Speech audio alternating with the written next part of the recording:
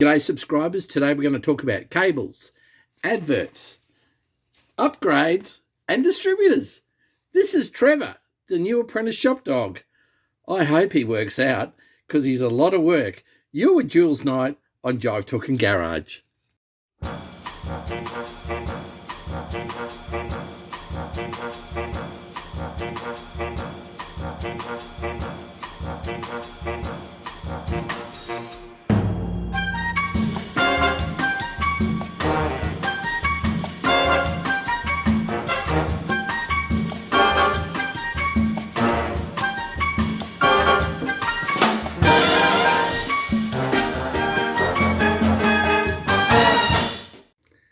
So let's talk about cables first. Now this is a great little piece, and if I heard the story right, standard piece of kit on an army ute. I've also heard about these over the last 40 years, but anyway. So we have a cable, and this end gets connected to the cross member near the gearbox that the handbrake cable goes past. So there's 4 bolts.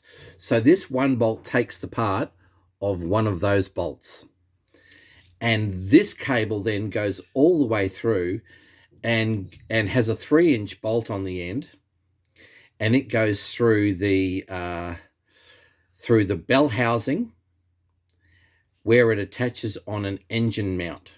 So I'll just give you a little shot there.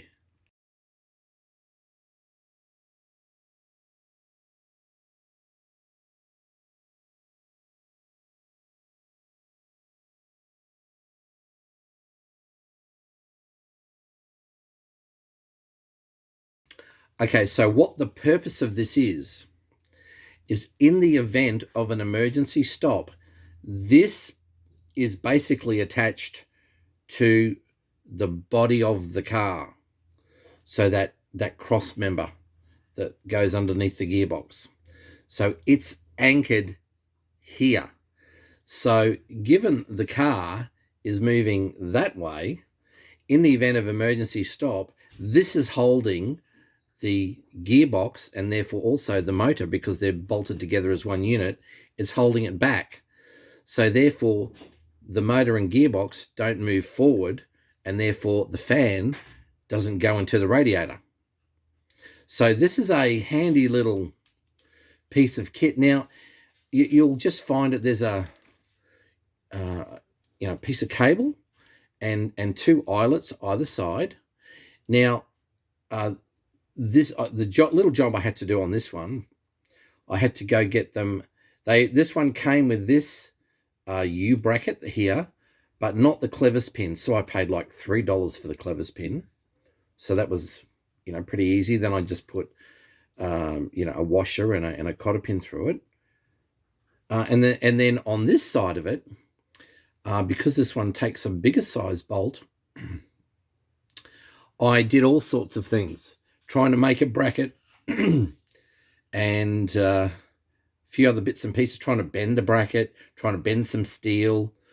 Anyway, it just didn't work. So what I did was I went to my local brake shop, and on the end of a master cylinder, he had one of these U brackets, and he gave me the clevis pin, which was here. And so I've brought it home and I've assembled it, put a bolt through just for the purposes of showing people what it's to do with, and there we have an emergency gearbox and engine cable. So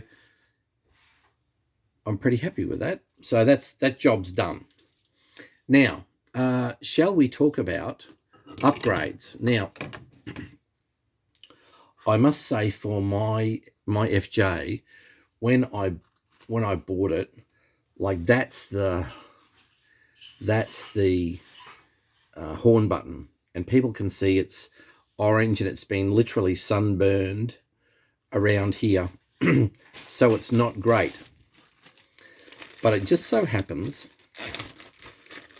with a few contacts you can upgrade from something that's damaged, like it's you know, it's all intact. So if you had to do something, well, or if you didn't have anything, something's better than nothing. But when I was able to get hold of a ruby red one, this is a lovely example.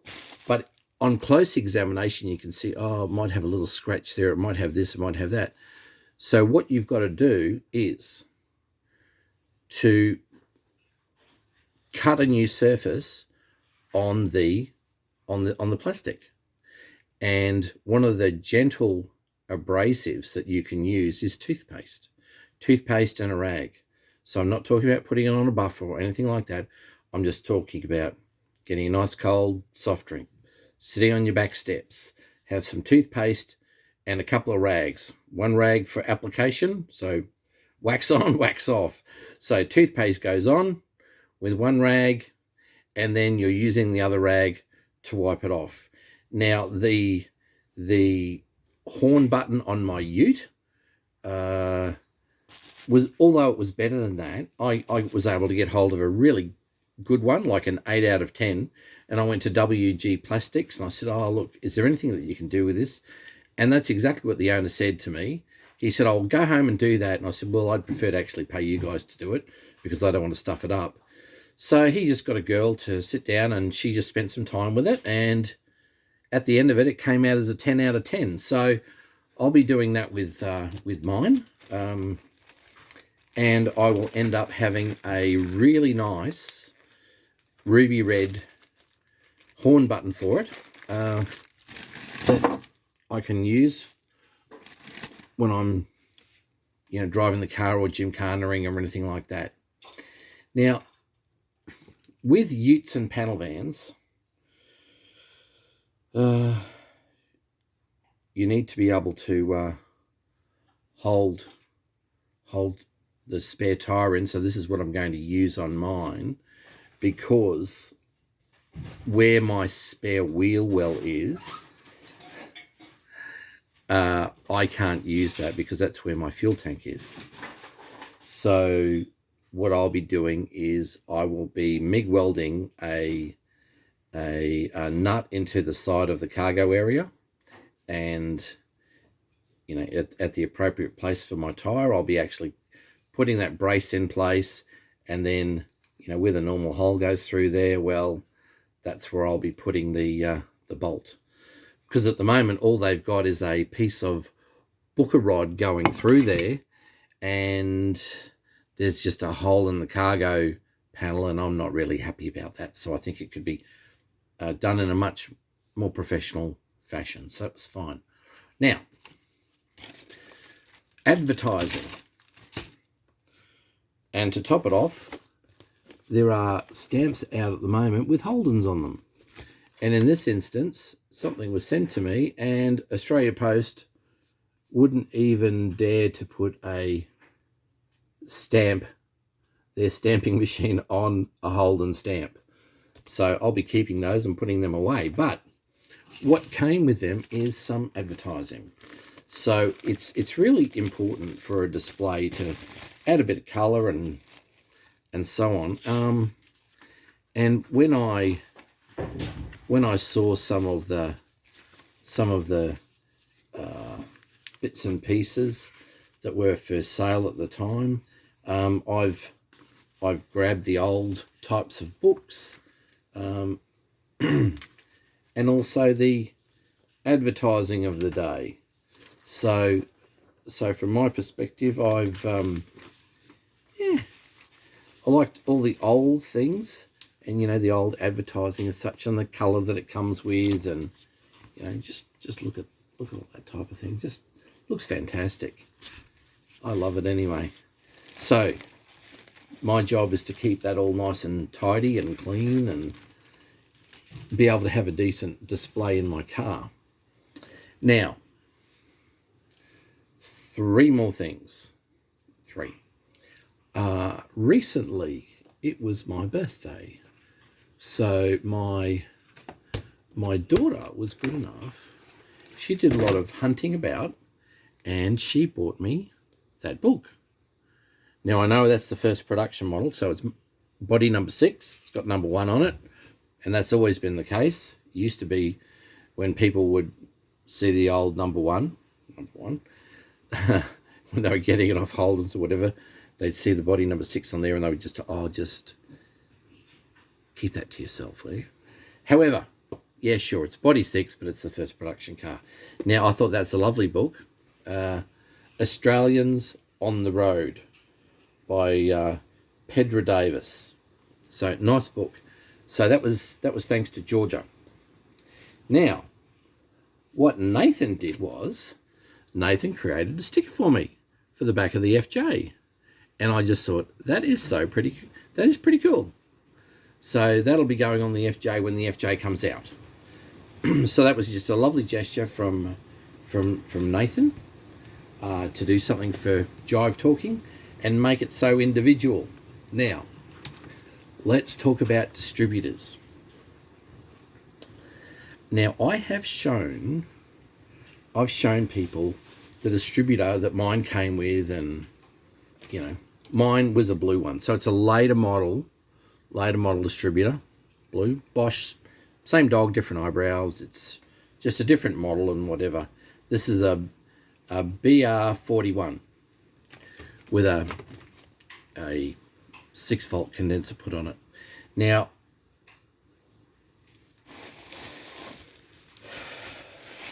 I got this through David at Vintage Race Developments, and I've got to say I'm pretty happy with it.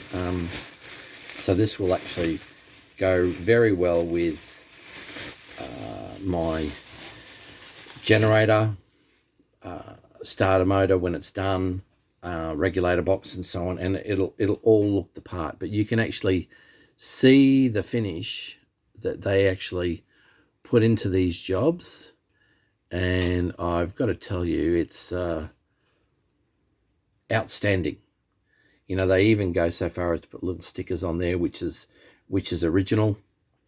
So from that perspective, a really nice piece of kit, and he's done all the refurbishing. It looks really good. I actually saw the photos of it when it was on the bench, so that was nice.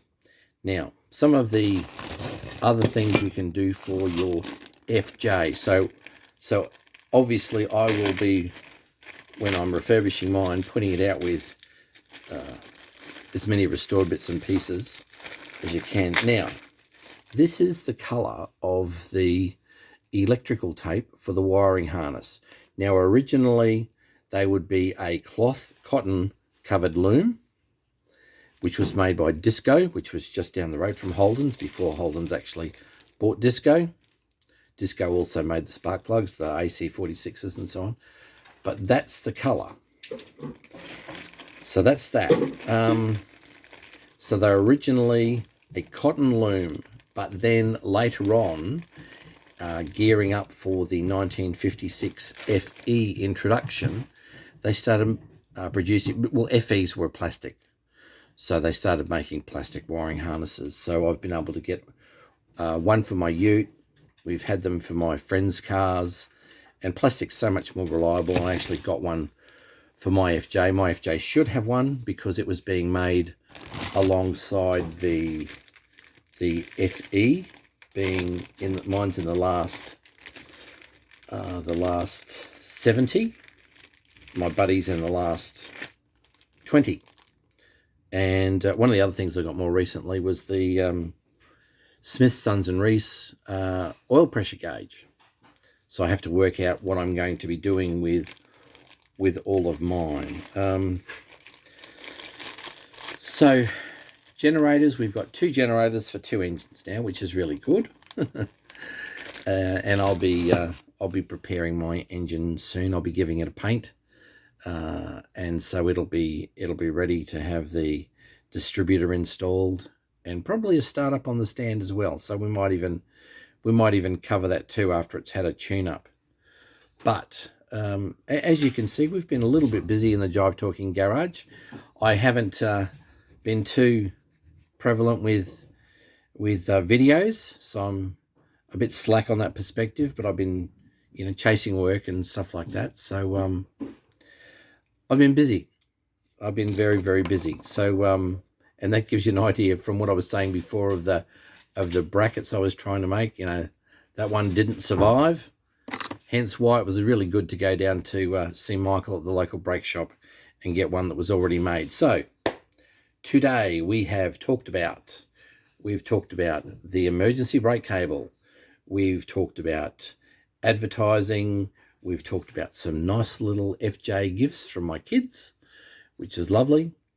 We've talked about distributors, electrical tape, Smith, Sons and Reese, and also different distributors that we've got. And so don't forget to share, like, and subscribe, so we get to spread the word about Jive Talking Garage, and obviously about the FJ Holden component of it. But more importantly, enjoy your Holden.